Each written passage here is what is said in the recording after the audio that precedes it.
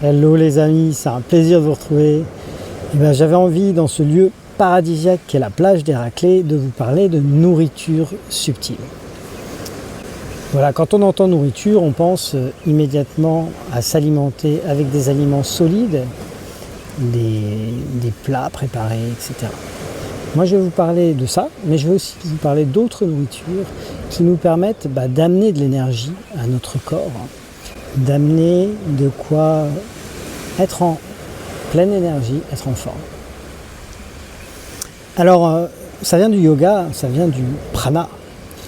Les praniques sont des gens qui atteignent un tel niveau de capacité à se nourrir qu'ils peuvent se passer de se nourrir d'alimentation solide, d'aliments. C'est juste impressionnant. Il y a eu des essais qui ont été faits, il y a eu des analyses, et il semblerait effectivement qu'il y ait de vrais praniques qui puissent passer extrêmement longtemps sans s'alimenter. Alors moi j'ai pas envie de vous expliquer comment devenir pranique, je n'ai jamais essayé, mais j'ai plus envie de vous montrer, d'élargir l'éventail de votre alimentation pour vous permettre d'avoir plus d'énergie, plus de vitalité. Et c'est bien l'enjeu du prana. Alors, la première nourriture subtile qui me vient à l'idée là maintenant, parce que j'en bénéficie directement, c'est le soleil. L'énergie solaire est une nourriture subtile d'une extrême efficacité et qui va apporter une énergie que tout le monde connaît. C'est pas pour rien que les gens, lorsqu'arrive l'été, décident de se précipiter et d'aller sur les plages pour aller chercher cette nourriture, parce que non seulement c'est une nourriture qui va apporter de l'énergie, de la vitalité, mais qui va aussi recentrer, qui va structurer, apaiser et apporter de l'équilibre. On a des invités qui arrivent. Une autre nourriture qui me vient à l'esprit, donc la première nourriture, le soleil. La seconde nourriture qui me vient là à l'esprit tout de suite et qui est très utilisée par les praniques, c'est l'air. Ce que va vous apporter l'air, la vitalité. C'est directement à cette nourriture qu'on se connecte lorsqu'on respire. Et les praniques ont des tonnes de techniques de respiration, le pranayama. Je vous en parle de quelques-unes dans une vidéo que vous pourrez aller voir en commentaire, en bas. Il existe des tas de techniques de respiration qui sont vraiment vitalisantes et qui peuvent aussi apporter de l'équilibre dans le système nerveux, vous permettre de vous sentir apaisé, de vous sentir mieux, mais aussi des techniques qui peuvent vous dynamiser, etc. Je ne vais pas rentrer dans le détail, mais je pense que vous avez entendu parler, enfin c'est très à la mode, la technique de la respiration Wim Hof, qui devient de plus en plus populaire, mais il existe d'autres techniques beaucoup plus douces, comme les techniques de carré, des techniques de pranayama, où vous allez enchaîner des inspires, des temps de suspension, des temps d'expiration. La respiration, les techniques de pranayama permettent à accéder à cette nourriture subtile, cette deuxième nourriture subtile, qui est celle de l'air, et qui est vitale, qui est essentielle. J'ai envie de vous dire, n'hésitez pas à vous nourrir de celle-là. Donc déjà, ça commence par des exercices de respiration, mais ça peut être simplement une méditation, et ça peut être simplement prendre le temps, juste là, de faire une inspiration en conscience. Vous voyez, quand vous ressentez un certain stress ou de l'agitation, faire une cohérence cardiaque. C'est directement se brancher au flux de nourriture qu'est l'air. Voilà pour cette deuxième nourriture subtile. Une troisième nourriture subtile qui est plus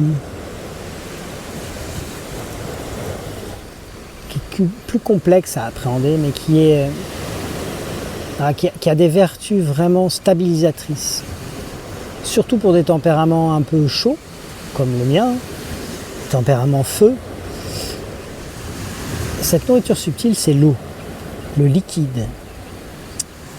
Et j'ai toujours remarqué, et je pense que c'est le cas de beaucoup de gens, que lorsque j'étais stressé, que j'avais besoin après une journée par exemple difficile de travail, j'avais besoin de décompresser, et ben j'allais pas courir n'importe où.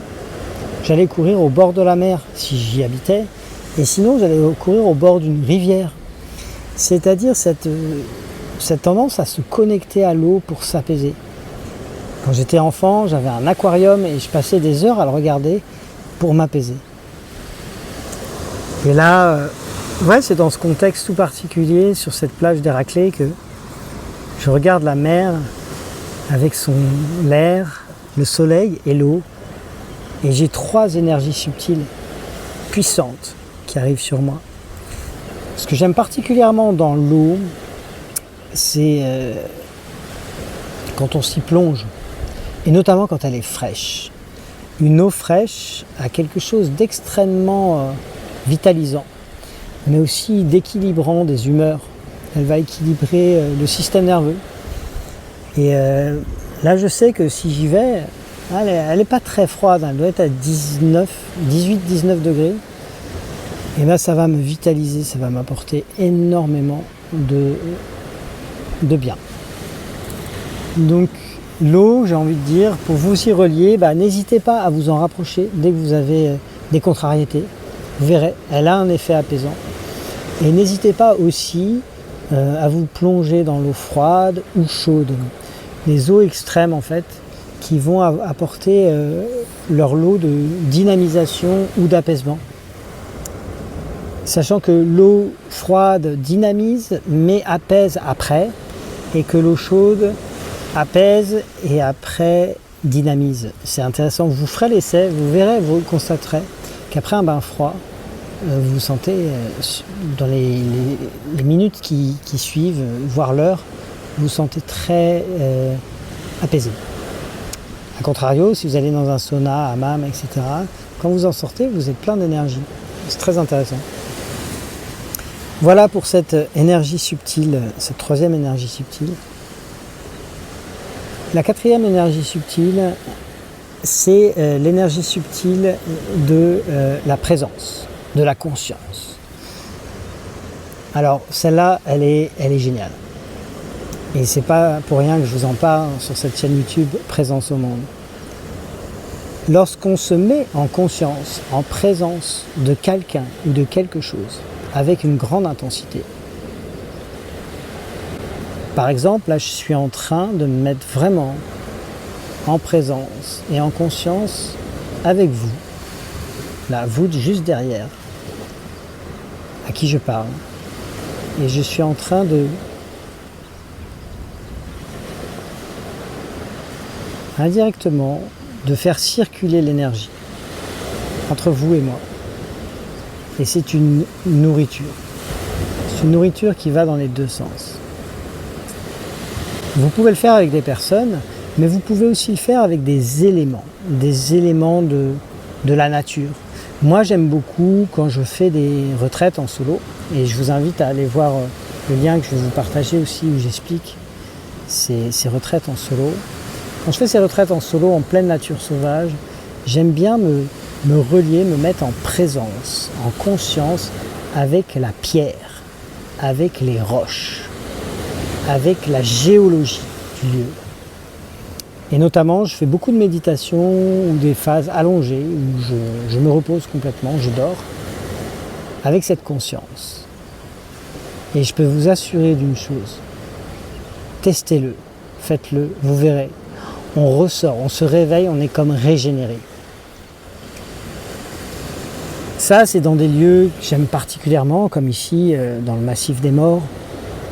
Là, nous sommes sur la corniche des Morts. Il y a une roche, il y a une activité tellurique qui est particulière, une vibration tellurique qui fait que ça marche très bien.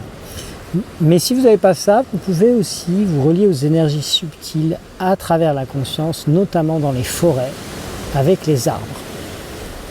En Chine, on pratique souvent la connexion au chi des arbres. Hein.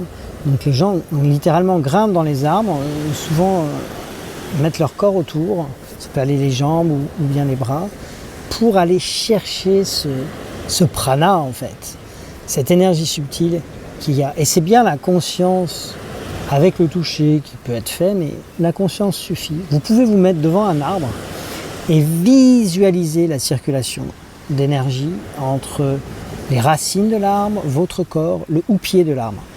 Et vous sentez ça. Vous vous reliez à ça et vous verrez, c'est impressionnant.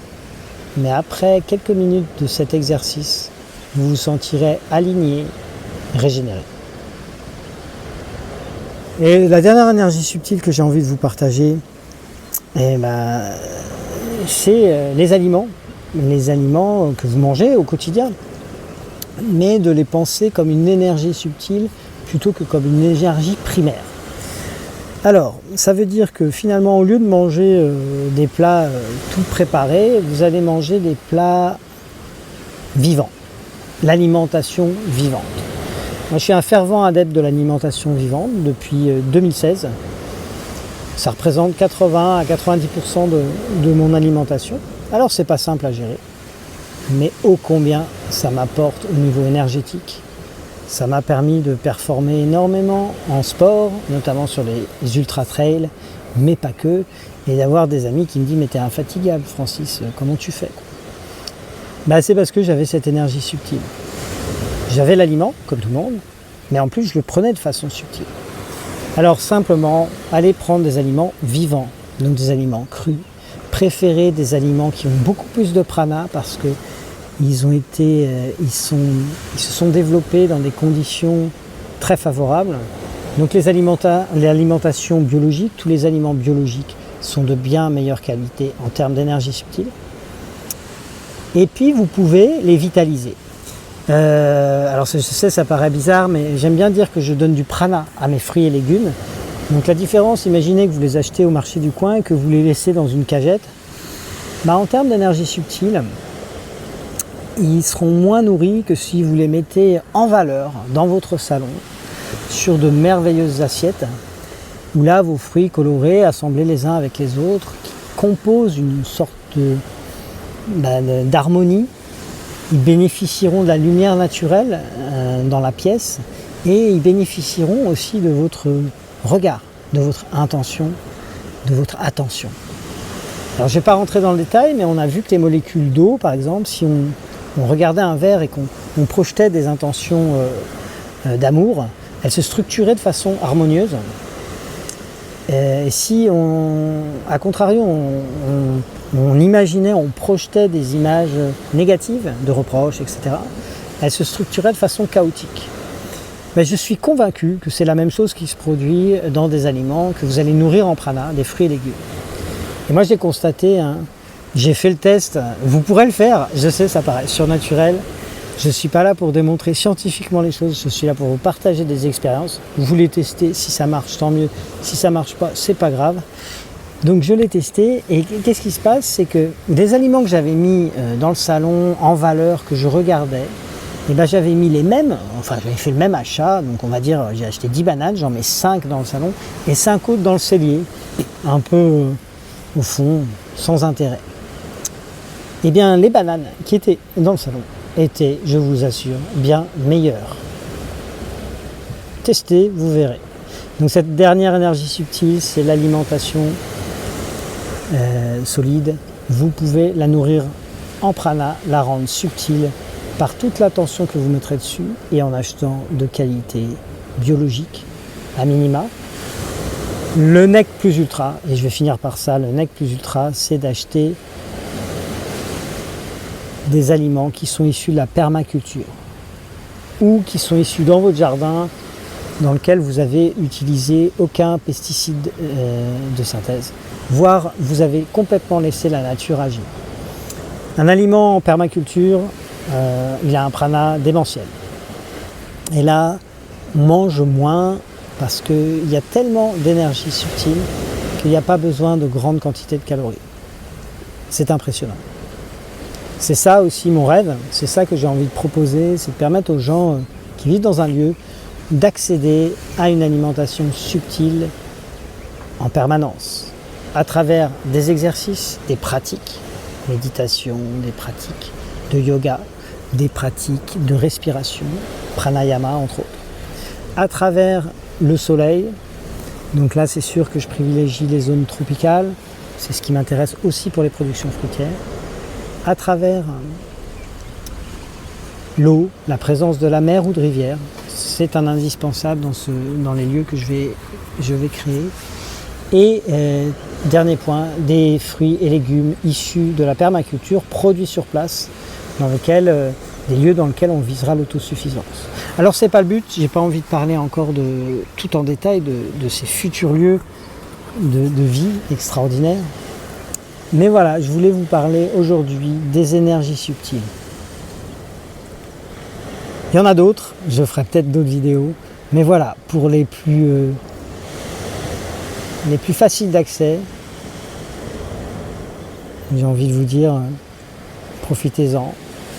C'est pas toujours facile dans certaines régions, donc moi j'ai envie de dire à ceux qui en souffrent, il faut se donner peut-être les moyens de vivre ailleurs.